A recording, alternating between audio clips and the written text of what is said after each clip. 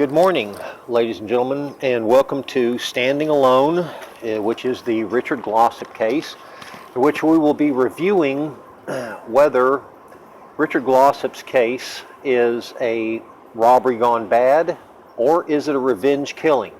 Or another way of looking at this is whether standing alone, in other words, ignoring Justin Sneed's testimony, whether Richard Glossip's possession of 1/4 of the $4,000 proceeds of which Justin Sneed acquired independent of Richard Glossip tends to connect Richard Glossip as the mastermind behind the murder of Barry Van Treese. Okay, on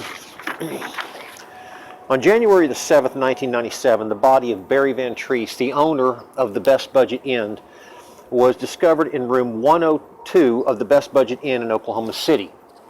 Now, Van Treese had been severely beaten and died as a result of blood loss and blunt force trauma to his head. Following the discovery of the body, the Oklahoma City police detectives, which were Bemo and Cook, interviewed the appellant Richard Glossip, and they did this after Everhart and Brown first questioned them.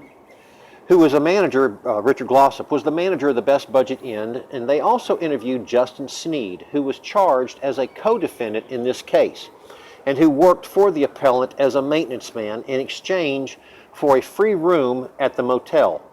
At appellant Richard Glossip's trial, Sneed said that he beat Van Treese to death by hitting him 10 or 15 times with a baseball bat. Now, Sneed testified that he killed Van Treese because Richard Glossip allegedly asked him to do it. Sneed admitted he made an agreement with the state to testify against Richard Glossip in exchange for a sentence of life without the possibility of parole. Now, this was taken from paragraph 5 of the first appeal of the first trial. Now, here is a picture of the murder scene. And as you will see from the murder scene, what's most important on this murder scene is here's the wall, here's the door, here's the body of Barry Van Treese right here. Here's his bed. Now over here is a heat pump, a heater. It was turned all the way in the heating position, all the way hot. And here is what is a stool. What started out to be a stool in the first trial, in the second trial it ended up being a chair. Now, as you'll notice, here's Barry Van Treese's body towards the front door. Now, Barry Van Treese only had on a t-shirt and underwear. He did not have on pants, didn't have long hair like this or a mustache or anything. But what I'd like to show you is he had a t-shirt and underwear, but the underwear were pulled all the way down to his kneecaps, or to his ankles. And then here's a wall. Here is a Coke machine that was owned by Richard Glossip, which he sold to David McWaters. And then here is the office, of which Jackie Williams was the housekeeping and Billy Hooper was the front office manager. And then Deanna Wood and Richard Glossip would live back here. Now, the reason I'm pointing this out is because he had a knife. Barry Van Treese had a knife underneath his body. He had his underwear pulled all the way down. He had his arms extended towards the door as if Justin Sneed was pulling his body out of the room to remove the body. Now, here is a diagram of the Best Budget Inn and the Weoki Credit Union. And to understand this, you understand this picture right here is simply a field. And here's the Best Budget Inn right here. And here's the Weoki Credit Union right here. And this right here at the time was a 1950s and 60s rock and roll nightclub. Now, here is a Sinclair gas station.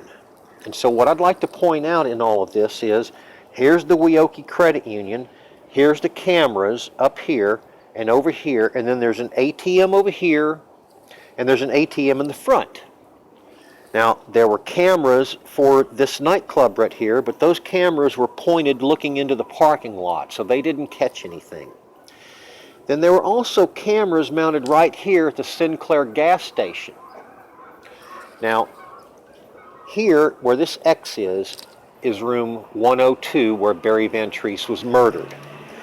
And up here in this triangle, upstairs, was an additional client of mine who was there and is reported in the police reports as having left the motel, leaving everything behind, and they found this particular person at the bus station. Well, that's not correct, and he didn't leave everything behind that he needed to. And so when Justin Sneed killed Barry Van Treese, here's Barry Van Treese's car parked directly underneath this awning right here. Justin Sneed at the first trial said that he did not know who moved Barry Van Treese's car. And I believe at the second trial, although I was not present at the second trial, I believe the second trial he admitted that he did drive Barry Van Treese's car.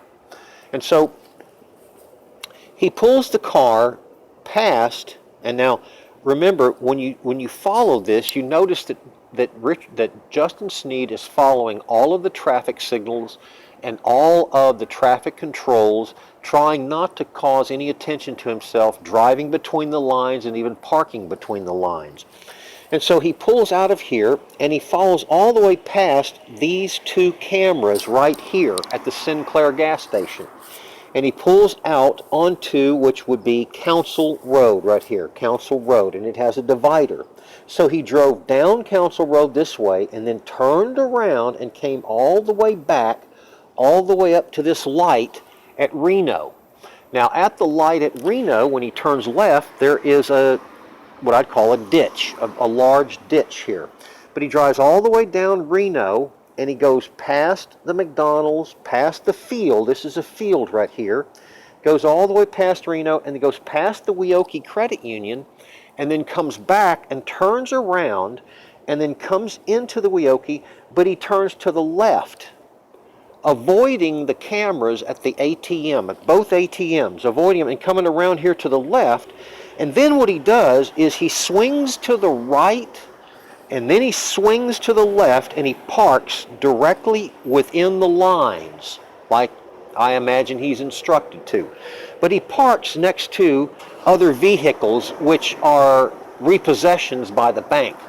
And so the bank has got these repossessions right here, and it happens to be that there is a van parked there as well. And that van is marked right here in yellow. And that van was broken into by Justin Sneed, and Justin Sneed's fingerprints are on that. And a tool was used to jimmy the steering column of this van.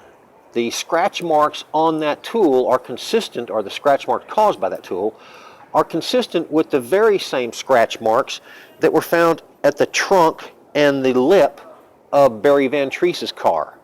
Now, Barry Van Treese's car was parked right here. But, as you will notice, Barry Van Treese's car was parked between the lines. The parking lines would be here and here. However, this is what's the telltale sign of what Justin Sneed did. When he parked this car, this is a 1982 Buick LeSabre Limited, and it was fully loaded with a lot of Barry Van Treese's stuff in the front and in the back and in the trunk. But when he moved this car, the right front tire slammed into the curb and then went over onto the sidewalk, and the left driver's tire slammed into the curb. Now this curb is a 6 1/4 inch 90-degree angle solid concrete curb with a matching sidewalk past it. And so what happens is this car is setting up counter like this, where the lowest point is back here. And we have accident reconstructionists, and we have people from Buick, and if given a chance, I believe that they would testify as to the weight of this. I believe that the evidence may show, depending upon their opinion, may show that this money underneath this front seat was propelled forward, not because of anything that Richard Glossip had done, but simply because Justin Sneed, in trying to park it and not cause any attention, he swung to the right and then he swung into the left because the parking zones, the parking lanes are here. and he miscalculated the right rear tire, and it careened into that curb, causing the money underneath the front seat, the $4,000, to fly forward. Now, I'm very fortunate. My father owned one of these cars, and I know that the maps underneath the front seat always come flying forward when he applied the brakes hard. Now, this is a picture of Barry Van Treese's car. It's similar to his car. It's not his exact car.